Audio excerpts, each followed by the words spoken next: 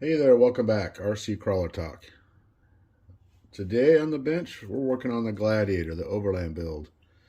I finally pulled the trigger and I bought myself the SCX10III standard axle conversion kit. Get rid of the portals on the Gladiator.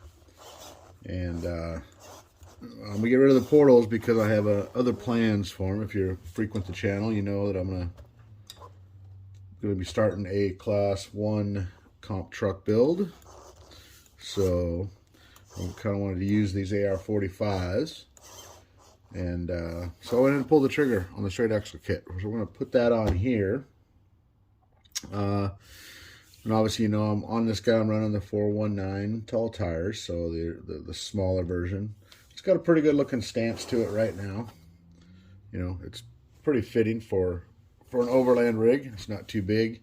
475s were just I just felt a little too tall for this truck. It worked good, but I like the looks of the smaller tires. So we are going to rip out these AR-45s. I'll reallocate them for something else. Put the straight axle kit. Now, straight axle kit looks like it comes with some extra long shocks. So if I want to keep the stock ride height from the factory, you would put this kit on, you put these longer shocks on. I'm not sure these shocks are going to work in this application because of the ride height. I want to keep it lower. And I'm not sure that these factory shocks, they are shorter. But as soon as you move that axle around, it might be too short to shove these up there. So we're going to play with that. We'll see what happens. I also have some other options. I have some incision shocks that I might be able to throw on there. But again, these are pretty short. I think they're 90s. And they're not very much spring rate on them because this is a pretty heavy truck, so you want some heavy duty springs. Also have some other options of these are Traxxas GTS shocks, aluminum body, fully threaded, and they have a myriad of spring rates, and I have a bunch of them sitting up on the rack, so we may play with that. But I'm kind of leaning towards some of these piggybacks by G-Made. I don't know that you can still get these. RPP used to sell them. These guys are short. I mean, check this out. So if these short shocks won't work, we may have to relocate some stuff on the truck itself if I want to use these, but they are pretty big diameter. I mean, look at the size difference. The nice thing about these, while I was leaning towards them, they got your adjustability right here. You can adjust on the fly by that little screw at the bottom. So that adjusts the pressure inside, so you can slow it down, loosen it up. And they're pretty stiff shocks. It's kind of why we took them off another rig because it was just a little too stiff of shock for those trucks. But with this truck, they might work. We'll see what happens. Worst case scenario, I also have a set of Proline Pro Specs, I believe. Now, obviously, these ones are quite a bit longer as well. So these are probably like 104 millimeter. So they're quite tall. But I have some options for shocks, and we're just going to play with it and see what happens. So I decided to do this straight axle swap, and then I started getting set up for it to shoot this video, do a little dismantling, and I was kind of checking stuff out. And if we can get you up in here, I don't know if you can see it.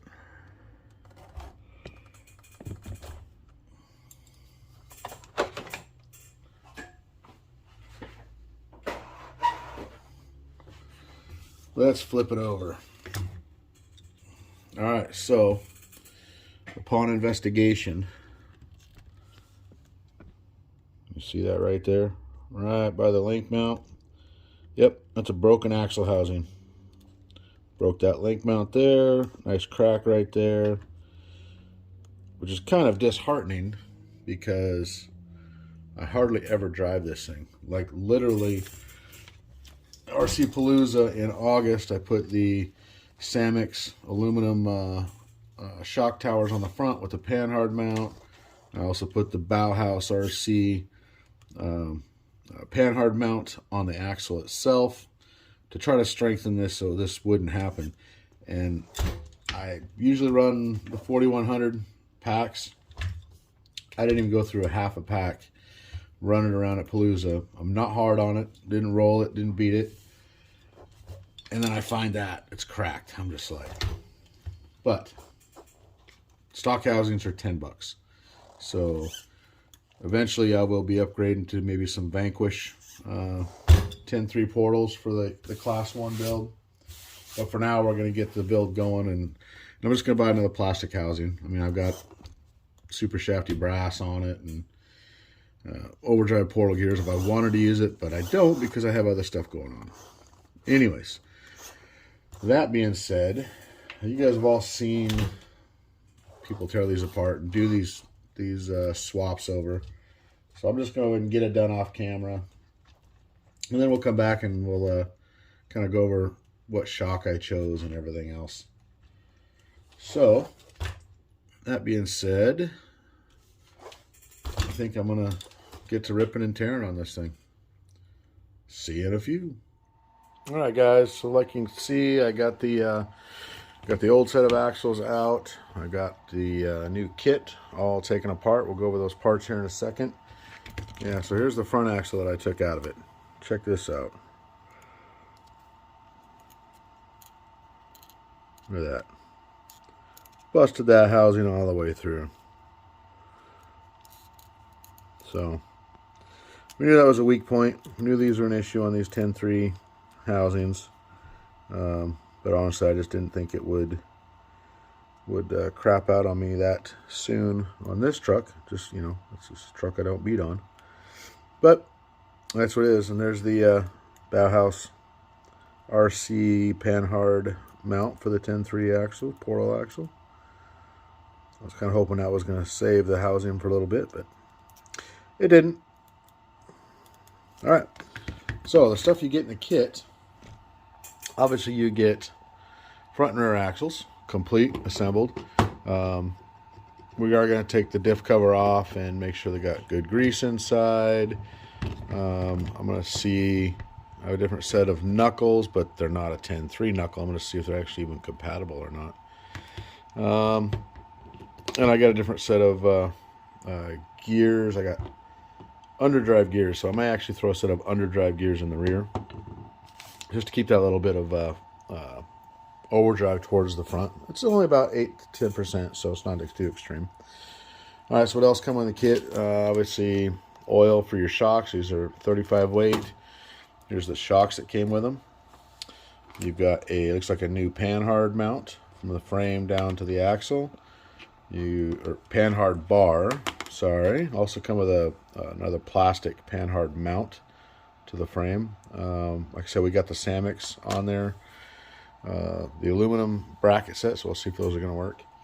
It also comes with 2 links. These are lower links for the front, so apparently you have to different lengths, so you have to change those out. We're going to do that.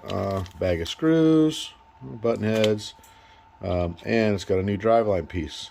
So apparently with the standard axle, on this standard axle conversion, you need to replace this piece on the front driveline, and I'll show you.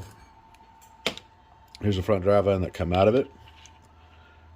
There's the new one, so it's just a little bit longer. So we'll get that installed, and we also could take the transmission apart, something I didn't think about. But here's the replacement gears for inside the transmission. Because the portal axles have massive gear reduction, standard axles obviously don't. If you don't change these axles or these gears in the transmission, it's just going to be way too high for this truck, and you won't be able to slow crawl. So that's the plan. Yeah, so let's get after it. All right, look at that mess. So I got the trans out. Pretty simple, pretty straightforward. Just got to take out these 4 bolts, 4 screws there. You got to take your slipper nut off for this gear. What I found to work best is make sure your dig's engaged. take this drive line off.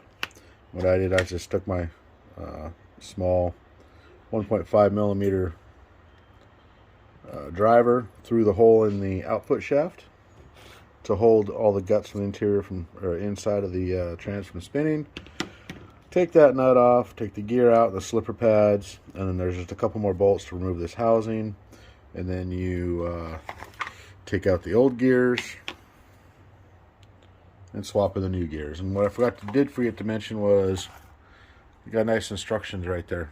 So there you go. There's a section that tells you to take the gears out, and you can see here's the originals, the two bigger ones. Here's the newer ones. You got a smaller one and a little guy there. And again, that's just to reduce the gear reduction in the trans and not at the axles and the portals. So it looks kind of intimidating, especially with my mess of wires. And yeah, follow the instructions, take it apart, put it back together, throw a little bit of grease on the new gears, and start putting it back together. All right, there it is. Got rid of the portal, solid axle swapped. Got the ride height adjusted where I want it. Actually, it was a pretty smooth kit. Went together pretty good.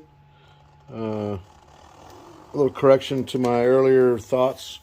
The links that provided with the kit are actually upper rear links. So if you're doing something with 12/8 inch wheelbase, you know, one of the other Axial models, you must have to use those for the top. Obviously with the Gladiator, this thing's a 13.9 wheelbase, so those weren't going to work. But just we reused the factory links, front and rear. Went together pretty slick. I did end up using some Traxxas GTS shocks. And see if I can't get you in here to see. But so the portals where the shock on the portal axles, the shock and the lower link mount use the same bolt. Now on these straight axles, you have, see if I can't get you in there. There's actually a mount right above where that current shock is sitting. That's where they want you to put the new shocks. So it raised up that ride height quite a bit. So I changed the shocks. I don't want to use the super long ones that came with the kit, just because I'm running 419s. Now if you're running 475s, yeah, you probably just throw them right on. But I had to mount these GTS shocks to get the ride height I wanted through the same link bolt and not on the upper mount of the axle housing itself. So I end up using, let's see, I end up using the Traxxas 80/40 springs, and they are a, oh, it just won't focus.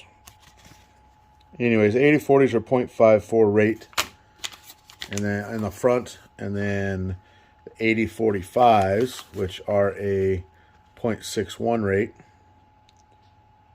Yeah, phone don't want to focus. Anyways, so 80/45s in the rear, 80/40s in the front. And that's mainly because I want to stiffen up that rear, so when I'm riding around, all this excess weight I have on top, it'll try to keep it in check. And I left the bump stops in the front. I had those already on another rig, but you can see that's full bump. Look at that. It's like it was made to do that. Just barely clears. It's perfect. A little bit of rubbage on there. That's okay. Not a lot of flex, but you know, I never wanted a lot of flex in this thing. Sometimes too much flex is a hindrance. And side roll there, it starts to unload. It would go over. So, yeah. So my thought on the kit, decent kit, pretty straightforward. If you want to go get rid of the portals, the biggest challenge is taking that transmission apart and putting the new gears in the transmission to make up for the gear reduction on the portals that you don't have anymore. So other than that, I think she's good to go. Yeah.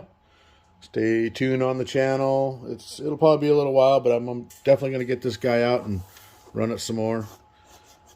I'm not too confident on these plastic knuckles. I had a set of brass for a 10-2 knuckles, and they appeared to be too different, so I didn't even want to mess with trying to deal with that. So we'll run the factory plastic knuckles, but we'll see how long they last. Just like I said, this guy's heavy, really heavy. But it's a fun rig. It's a good scale truck. Yeah. All right, guys. Stay tuned. We have a bunch of stuff coming up. I'm going to start a class 1 comp truck build I'm going to document. And again, I'm going to be doing some more of the micro nut stuff. I got stuff coming in with a 24 scale 4-wheel steer buggy. And yeah, stay tuned. I'm going to try to be more proactive and get more videos up at least once a week. Do me a favor, like, subscribe, hit that bell, give me a thumbs up, you know, all the YouTube stuff. And stay tuned for good things coming this winter. Have a great day. Get out and do some crawling.